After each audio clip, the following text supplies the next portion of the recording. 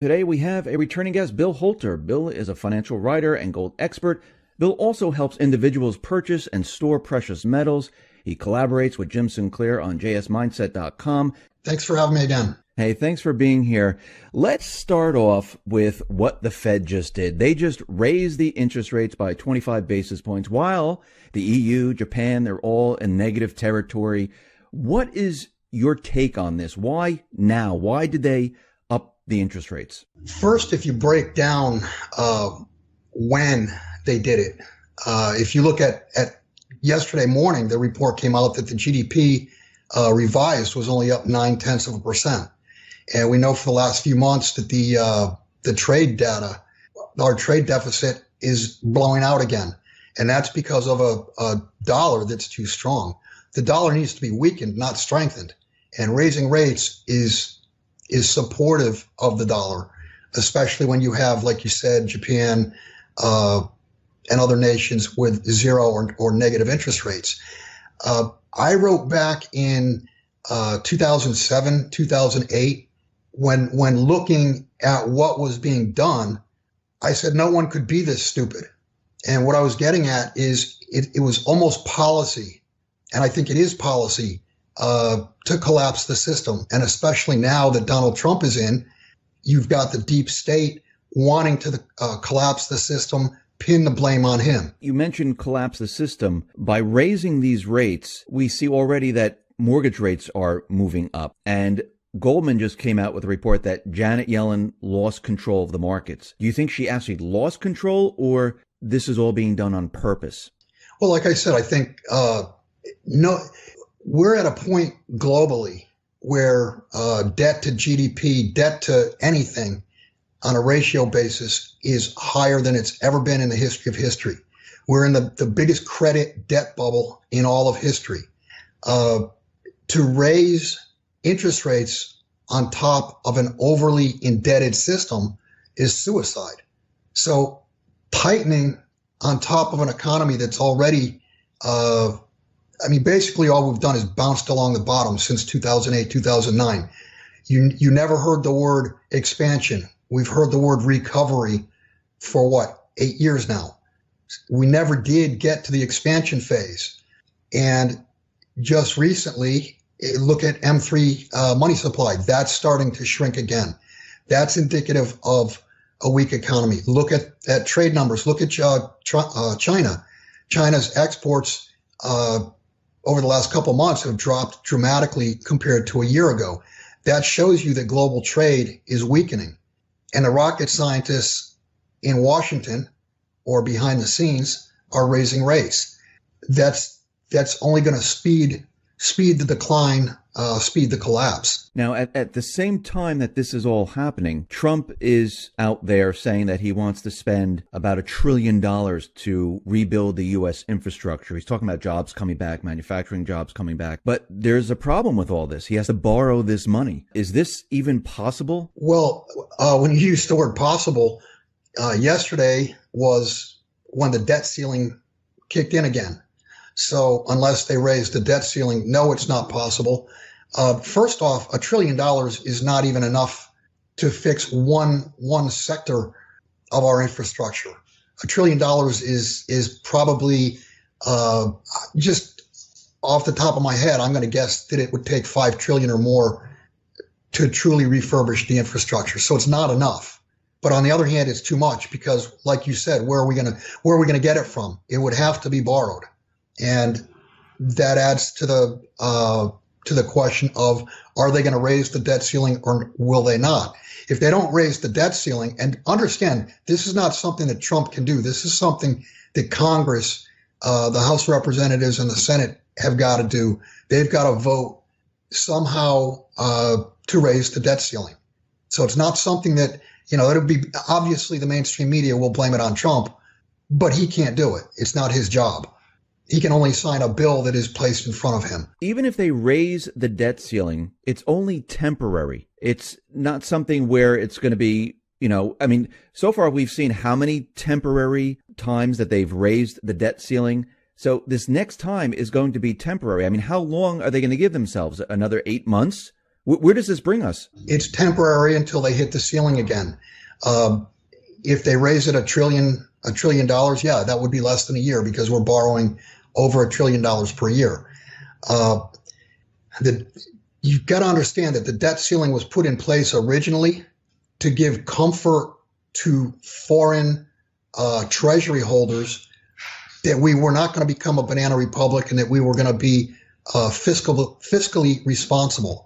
And then, of course, it basically turned into a clown-filled circus. Every time they would hit the debt ceiling, they would just raise it. So there really was, and on down the road they went. To the point, at this point, we're over 100% debt to GDP. We're a banana republic. The world is a banana republic. So, like you said, how then do countries respond to the United States when they see the debt continually moving up? I mean, do they say, okay, we lost hope? Well, this is no good anymore? What happens at this time? Well, you very well could have, and you probably are already seeing many nations, China included, because you've seen their treasury holdings drop. You could see nations selling treasury debt. Now, having the Federal Reserve as our central bank and the way they work, it looks like they have been purchasing the debt that's been sold. The problem comes about in trade, however, because we trade, we get stuff in and we send dollars overseas. If foreigners all of a sudden say, hey, we want wheat or whatever, just a real good, our trade imbalance will begin to become neutral simply because foreigners are saying we don't want dollars, we want something real. So the amount of imports that the U.S. takes in will probably decline greatly. And that's something that the Federal Reserve can't do. The Fed can't print dollars to buy dollars to keep the confidence up. They can print dollars to buy treasuries, but they can't do it to buy dollars. And it speaks to whether or not foreigners are willing to accept dollars for trade. That's where the real problem is. Now, last time we spoke, we talked about the credit markets, and you told us that the credit markets are going to freeze up. And a report came out from UBS, and they wrote the following: our global credit impulse, covering 77% of global GDP, has suddenly collapsed. It's all about China. Without a massive surge in debt creation over and above the prior year, and thus a boost to annual impulse, the global economy virtually always rolls over. And it's starting to sound like that the credit market is starting to roll over, and it's starting to tighten, freeze, and it looks like we're going to have problems. I mean, is this what you are seeing right now? Well, Dave, what you just described is a Ponzi scheme. Exactly a Ponzi scheme. A Ponzi scheme works by continually getting new investors, but you have to get more new investors. The rate of growth in the new investors has got to continually increase. And what they're talking about is the amount of debt, new investors, the amount of debt being added to the system is no longer growing. It may be increasing, but it's increasing or beginning to increase at a lesser rate. And yeah, that is the beginning of the end. That's the system beginning to collapse on itself. And actually, you can see if you look at credit spreads. I mean, look at the junk market. The credit spreads are back to where they were in 2008, 2009.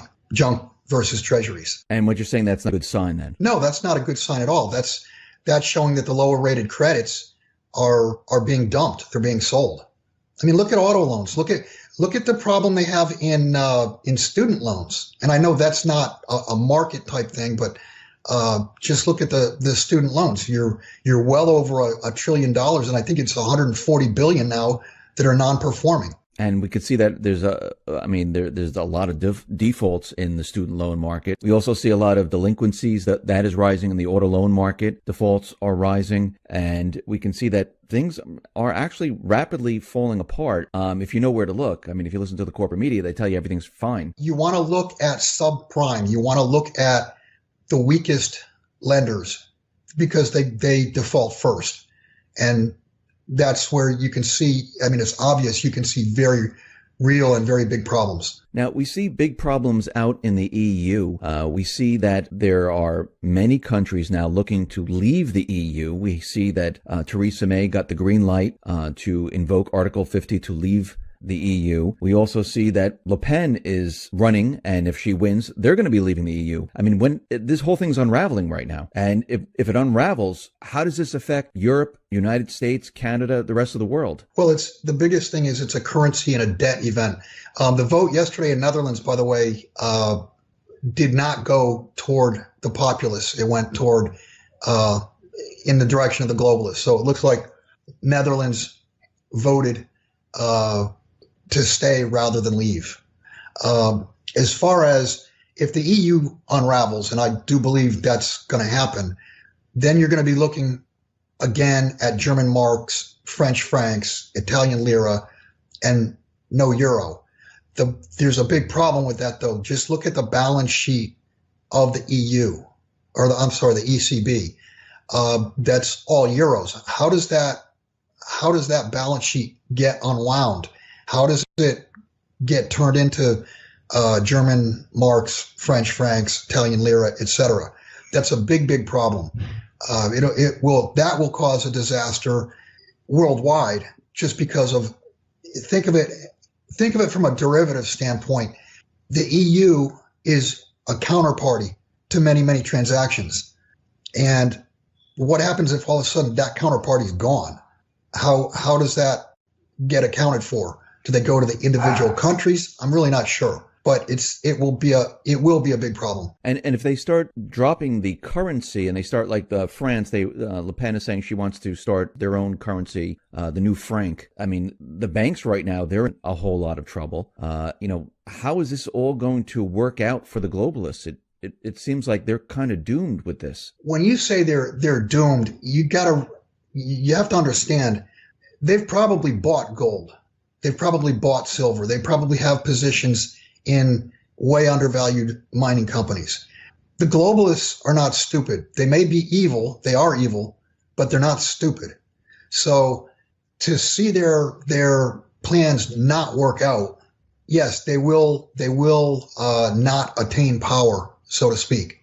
But I would not bet on them being penniless, because they're not stupid people. No, I agree with you. I think they'll always come out ahead and try to regain that power and take control once again. From everything that I've been looking at, they never give up. They keep pushing. And while we're talking about gold, you just mentioned it, China, they made a statement saying that they want to include gold in the basket of SDRs right now. And we know that their currency was included in the basket of SDRs.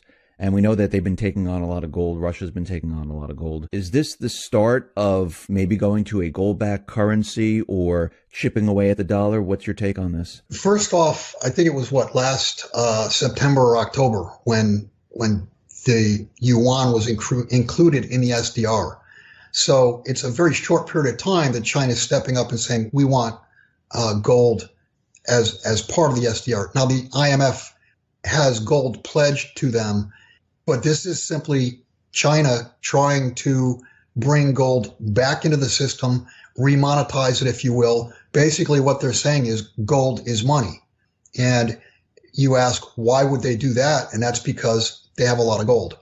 I've mentioned many times, and you can read Alistair MacLeod's study on this. He believes they have over 20,000 tons of gold. I agree. And I know that they know the U.S. does not have the gold that we say we have. So that's another way to pressure the United States. Bring gold back into the system and more or less say, hey, we'll show you ours if you show us yours. And we don't have gold to show. If they do bring gold back into the system, what happens with the United States? I mean, there's talk that there's no gold in the Treasury. I mean, maybe a little bit, but not much. What happens here with the U.S. if we start moving towards a gold type of system? Well, it's possible within the U.S. we could go to a two-currency system. We could go to an internal dollar and an external trade unit. My guess is you would probably have the Trump administration would probably say, okay, fine, start digging. In other words, there's gold in the ground And there's a lot of companies that could dig gold out of the ground if they had the financing, if they had the EPA rules lessened, et cetera, if they got some government help. My guess is we'd start digging out gold out of the ground as fast as we could all over the nation and begin to stockpile it from the standpoint of Forex reserves. So if we go to this two currency system and we have gold that we're just digging up right now, what happens to the value of the dollar? Well, immediately the value of the dollar would drop. The internal currency, I don't think the government would support it at all. I think the external currency they would try to support, and one of the ways they would support it is by saying, look, we just dug up 500 tons this year. None of it was exported. None of it was used. It all went to Fort Knox. So they would support the external dollar from a trade standpoint. The only thing is that dollar initially would be devalued significantly in that type of an event. So you would immediately overnight see a jump in prices. Not only would you see a jump in prices, but you'd probably see scarcity on the shelves. Now that's from a scarcity on the shelves. In other words, we wouldn't be able to import as many goods. I mean, how could we import 500, 600, 700 billion more dollars worth of goods if foreigners are not wanting to accept our dollars? Yeah, that would be a problem. So, and then you add that with a sidecar or side by side or on top of each other, whatever, you get credit rolling over. And I've said all along that, yes, financially, credit rolling over is a disaster. But from a societal standpoint, it's a bigger disaster because distribution will break down. Distribution runs on credit. If credit freezes up, goods don't make it to shelves. If goods don't make it to shelves, all nations in the world, man is 72 hours away from a societal breakdown. If there's no food, that's 9 meals. After 9 meals, you're going to have people roaming the streets. So if you have a credit breakdown, distribution will break down, and that will bring on riots. And you've got a nation that's completely divided right now. You've got a world that's divided. You've got two factions. You have people who mostly think logically, and I'm sorry to the left, but you've got the other side that's completely retarded in their logic, that don't like each other, that one side shows zero respect unless you think like them. And you're going to have a civil war, not just in the U.S., but it will be all over the world. It'll be all over the Western world that has been run on the dollar. When you say civil war and you say there's two factions, are you talking about like the deep state, the neocons, and the other movement, the populist movement that, wants to take the country back? Well, yeah. I mean, you've got the populists, you've got the globalists, the neocons, but just in your own neighborhood, you have people that believe in self-reliance, believe in doing for yourself so that you don't have to accept grant money or free stuff from the government. Then you've got the other side who believe, and these are even the people that work and support themselves, believe that anyone who doesn't, anyone who's unfortunate or anybody who's lazy and not working or whatever, they should be provided for by the government. And you've got a bunch of people that are being provided for by the government that believe that they're entitled to it. So you have, you could split it down the middle, and you could say you have those who believe in self-reliance and those who believe in, if you want to call it communism, socialism, whatever you want to call it, that's an ideological split. Yeah. And let me add one more thing. You've got the debate going on about fake news. You've got CNN, MSNBC, ABC, NBC, CBS. You've got the mainstream media putting out outright bullshit, complete lies, and veiling that in we're the ones telling the truth. And then you've got another faction that think for themselves, can see through it, and know that they're lies. So you've got a split there, and it pretty much goes down. It goes down the line of liberal versus conservative, or people who believe in self-reliance versus people who believe in free everything. So that's another thing right there, and that is definitely fanning the flames of anger. And I believe that's on purpose. I think they want a nation that is divided. They don't want a nation that's coming together. And in the beginning, when Trump was running and he was elected, you mentioned the term truth bombs. And we were going to see a lot of these truth bombs come out. And we've seen Trump out there calling the news, fake news or very fake news to CNN. And we see that Trump tweeted out that he was being wiretapped by Obama. Now, of course, the corporate media was out there and they were saying that, where's the evidence? You have produced no evidence, basically calling him a liar. And he's saying that he is ready to present the evidence very, very soon. Do you think when he presents this evidence, because I don't believe he'd make this statement without having something. Neither do I.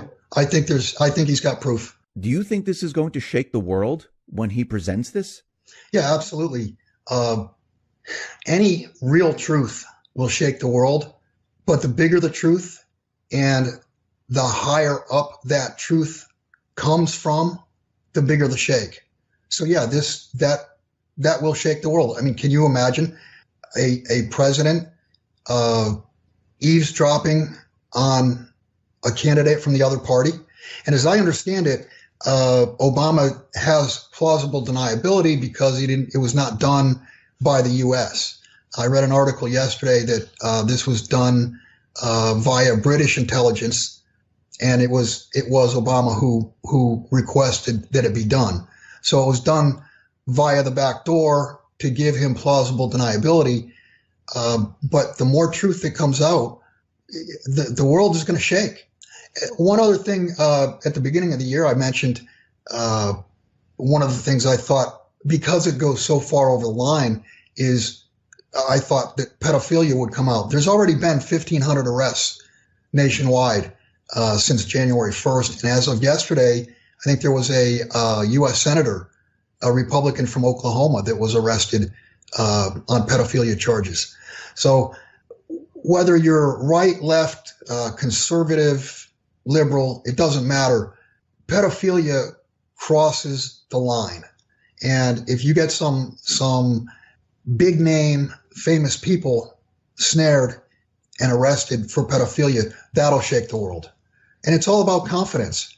The entire world, the US dollar is 100% run on confidence.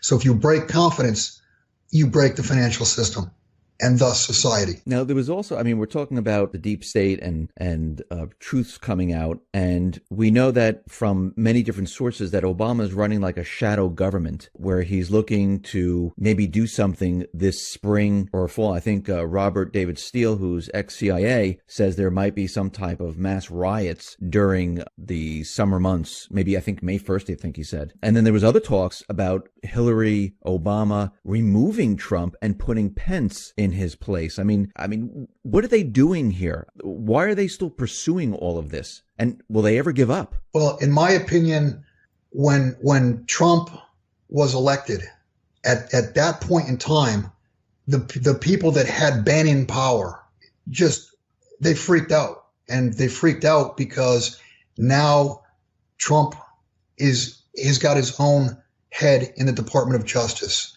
In other words, Trump has the keys to the kingdom, and he's going to be able to open up closet after closet after closet.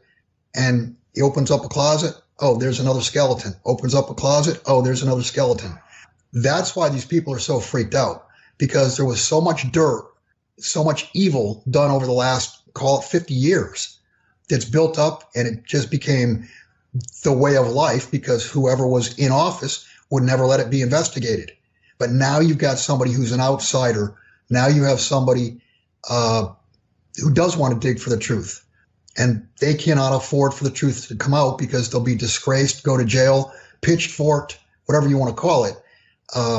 But they'll be out. So what you're saying is that they need to create an event or do something to cover all of this up. What they need to do is they need to get Trump out. And they need to get Trump out, and they need to get somebody in. And whether that's Pence or not, I don't know. But they need to get somebody in who will tell the attorney general, don't investigate this, don't investigate that, et cetera, et cetera. They need one of their own in pulling the strings for cover. So whether they create some type of false flag event, whether they assassinate him, who knows? But they need to get him out because he's digging for the truth.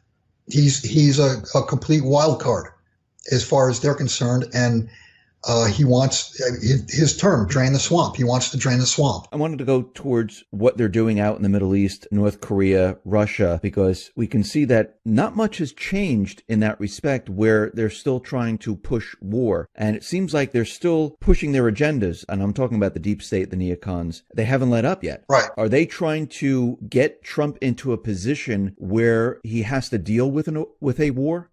It's been my opinion for several years now that no matter who was in office, mathematically, the system's going to collapse.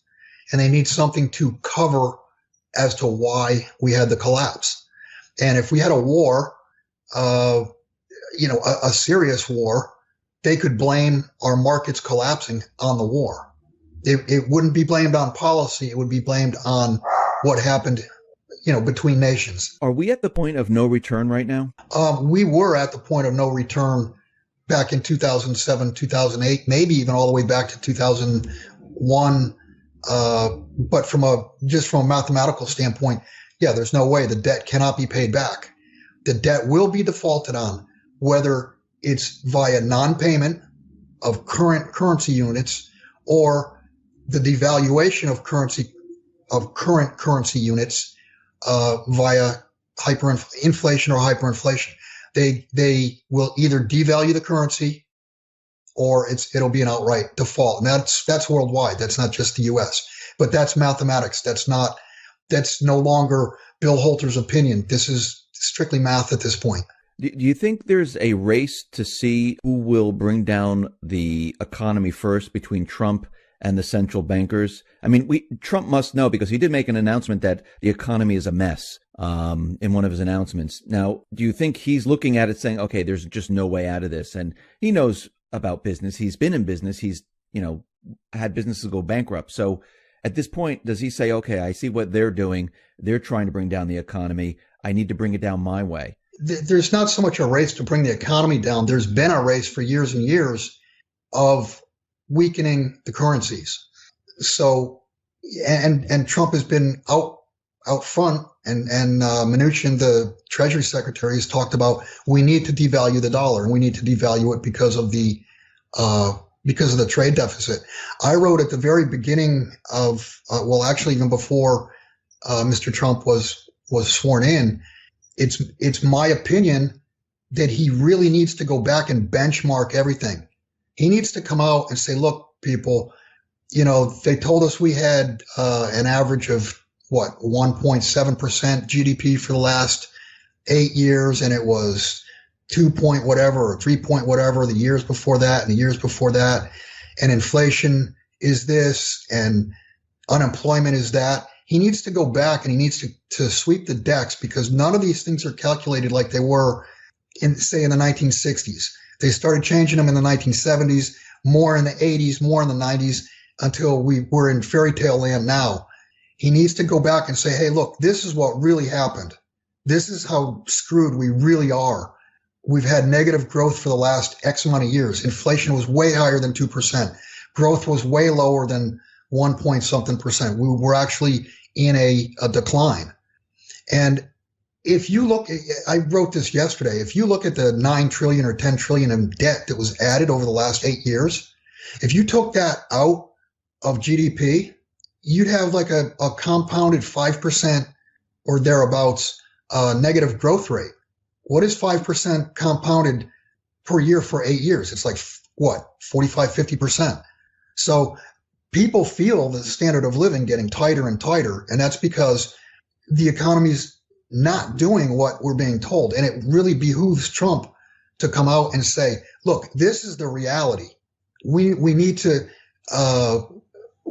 start from a new level with real numbers. I mean, wouldn't this just shock the world? I mean, that we've been lied to. I mean, that would be the biggest truth bomb of all, besides the pedo ring. I mean, that would be a pretty big truth bomb. And yeah, it would shock the world. It would blow up markets. You'd probably see a complete collapse. But if he doesn't do that, if he plays this game of, oh, look at confidence, look at the stock market, it's all because of me, he's going to own this. And he didn't do it, so he shouldn't own it. He's a brilliant guy. I would think somebody has talked to him and told him you need to do something like this, because if you don't, you're gonna own the collapse. And he knows it's coming. That's clear. Bill, thank you very much for being on the X22 Report Spotlight. Once again, how can people see your work? You can go to www.jsmindset.com. It's JSMINESET.com. We have it's a split site. One half of the site is public, my work, and then which is 2 or 3 articles a week. And Jim and I do an interview once a week for the subscription side. And if people wanted to get in touch with you about your precious metals, about acquiring precious metals, how can they do that? Just contact me by email. If you could, just put my email at the bottom of the article or tagline. Okay, great. Thank you very much.